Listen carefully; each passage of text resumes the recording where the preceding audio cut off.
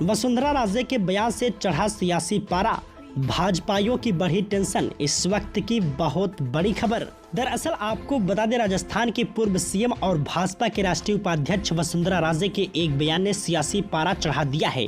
उनके उस बयान के कई मायने निकाले जा रहे हैं। दरअसल उन्होंने कथावाचक पंडित प्रदीप मिश्रा की बात का समर्थन करते हुए कहा कि मनुष्य और मौसम एक जैसे हैं, ये दोनों कब बदल जाएं पता ही नहीं चलता, लेकिन सभी मनुष्य एक जैसे नहीं होते। राजे ने ये बात मंगलवार को अलवर में आयोजित शिव महापुराण कथा सोपान के अवसर पर कही है।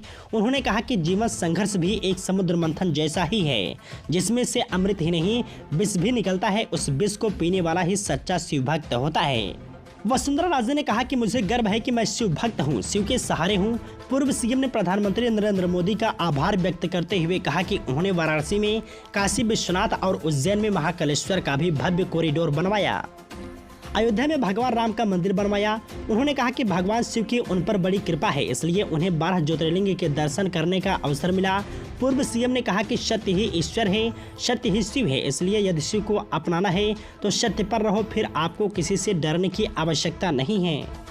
यहाँ पर राजे ने पीएम नरेंद्र मोदी के कार्यों की चर्चा की है। उन्होंने वाराणसी, अयोध्या और उज्जैन में हुए मंदिरों के विकास कार्यों की सराहना की है। इसके कई भी संकेत हैं। पिछले दिनों कई बार मंच और सभाओं में वसुंधरा राजे ने पीएम नरेंद्र मोदी की तारीफ की है। अब यहाँ पर भी पीएम के कार्यों की सराहना की है।